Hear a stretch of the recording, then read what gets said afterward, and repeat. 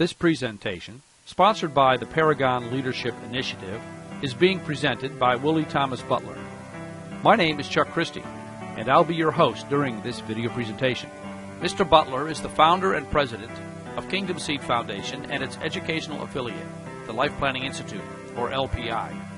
With over 20 years in the financial services profession, Mr. Butler has served as a certified financial planner and as a registered investment advisor and financial consultant with Solomon Smith Barney and Merrill Lynch. He also served in several Christian organizations such as Operation Blessing, Loving, Caring, Homeless Shelters, Canaan Ministries, and the Christian Broadcasting Network as a board member, a senior development officer, operational and policy advisor, and fundraiser. Mr. Butler is a noted author.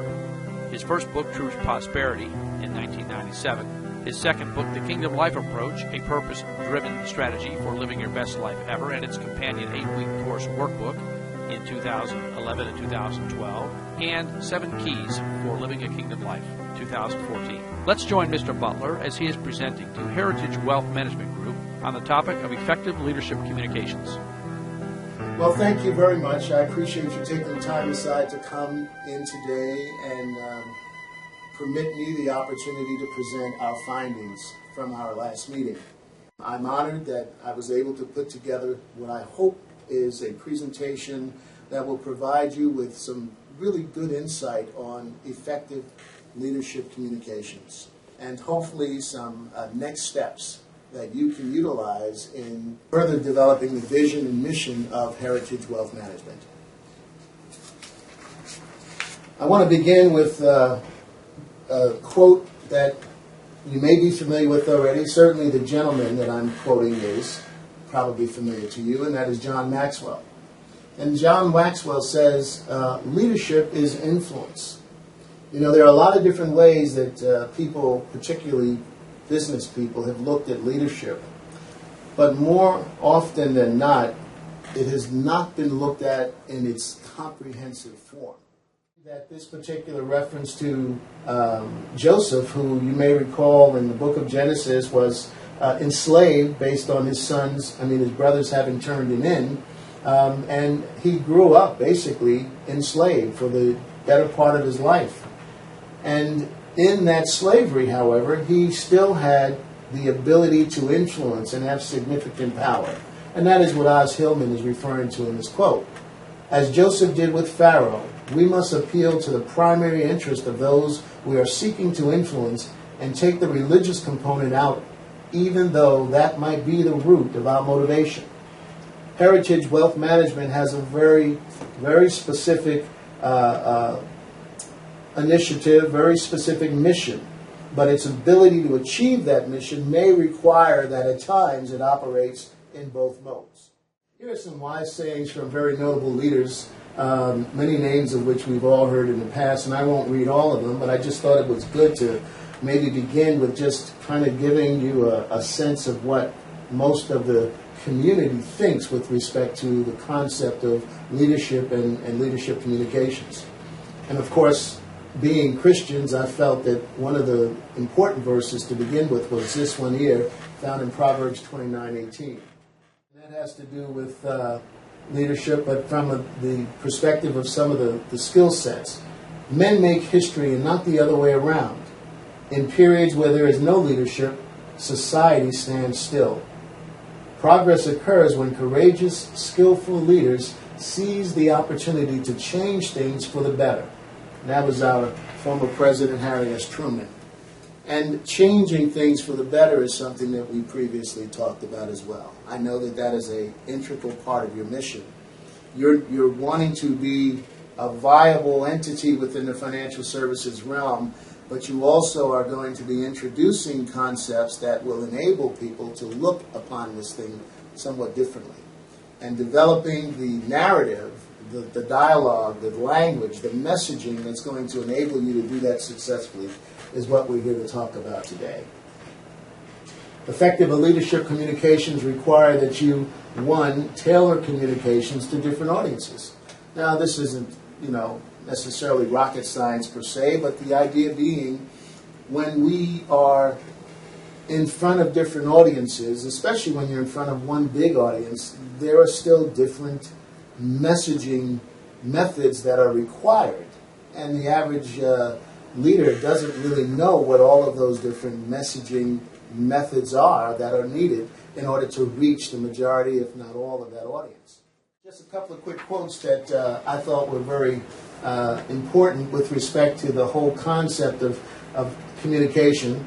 The first comes from a gentleman who is part of the reading material that I did in research for this. And he says it is simply impossible to become a great leader without being a great communicator. We always talk about Ronald Reagan as having what? The moniker of a great communicator. And what are we really saying? That he had a way of communicating that went beyond simply conveying information, but he had a way of connecting with people so that they were interested in learning the information that he was conveying. Achieving the leader's goal begins with listening more than most business people typically think. They go in with an agenda. They have in their minds the sense that there's something they need to move forward, and they're going to rally the troops to make it happen. So rather than getting buy-in necessarily, what they're really doing is asserting authority. They're making certain that people realize they're the person with the position of power, and even though they would be interested in what you have to say, that's secondary to what it is that they must achieve. We talked before about leaders as servants, which the term has commonly become servant leadership. And I thought it very suitable to note a particular phrase that Albert Schweitzer had given, which was, "One thing I know, the only ones among you who will be truly happy are those who have sought and found how to serve." And the reason I put that there is, again, because the emphasis is on servant leadership.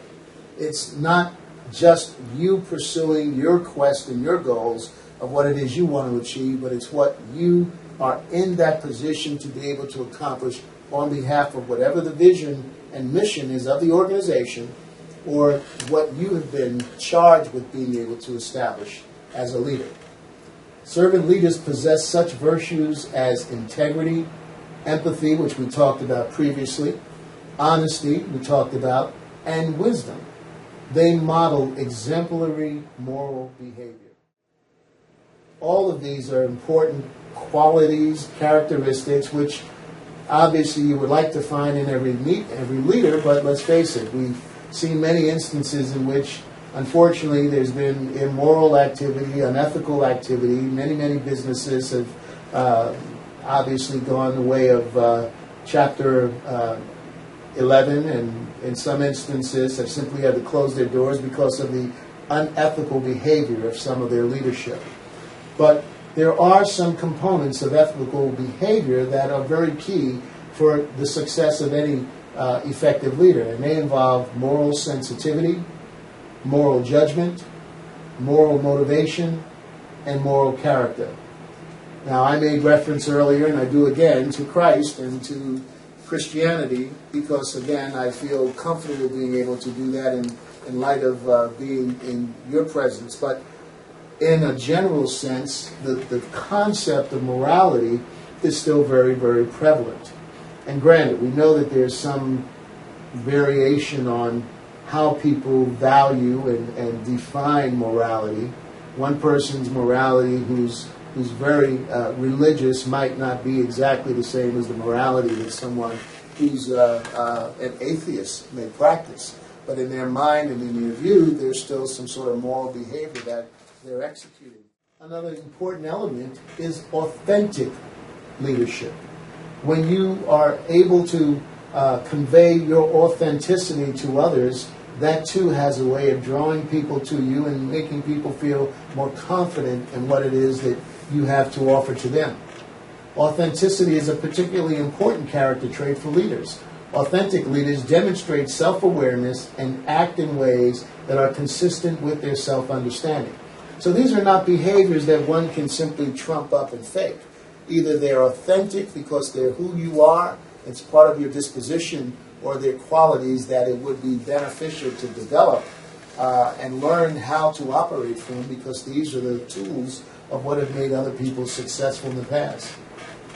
Authentic leadership declares and describes the future. They take and establish competence, and they build trust in people. They commit to a form of action, and they create a shared context in that process. In other words, they get the buy-in. They bring you to the table, they talk with you, they listen to what you're interested in and how you might best fit in helping to accomplish the goals of that organization. And that is a very important prerequisite in not only demonstrating your authentic behavior, but the fact that in context you really desire good, solid input and information and support from the people that you're working with. The story of change. This is really an exercise that I would like to leave with you to consider doing, sometime either this evening or sometime tomorrow in the office, either together or it can actually be done individually. But the whole story issue here is you want to be able to explain what change you envision the organization providing. So, to your clients, if your vision were to grow the business in a certain way, add certain services that you think the clients might be interested in, how would you approach that? What is the messaging that you're going to create to be able to promote that? So, in summary, I believe that there's a lot of theories about effective business communication, effective leadership communication, that you can incorporate into the current business model of providing financial services in varying forms to a client base. Hopefully the various theories lend themselves to a specific kind of narrative, to a set of specific tools that you will find that are the most suitable for your program. But what must precede the selection of those tools, in my view, is a need to sit down and map out very specifically what the ultimate plan and or vision of that plan is. If it is to grow the business in a way that will ultimately affect your clients, then you owe it to your clients to have that conversation. The tools that would be most suitable in that situation are going to be based upon whether or not the way that you move them there requires many steps or is really a very simple kind of transition. It may be as simple as you just placing a phone call, as we talked about previously, that lets them know what the organization is doing, or it may really demand that you give them enough time to interact with you. That is to say, give you feedback. Listen to what it is that they're feeling, what they're thinking, and see if somehow that information should be incorporated into what it is that you present to them. Thank you for tuning in. And again, my name is Chuck Christie on behalf of the Paragon Leadership Initiative and Willie Thomas Butler. We hope you enjoyed the presentation. Make it a great day.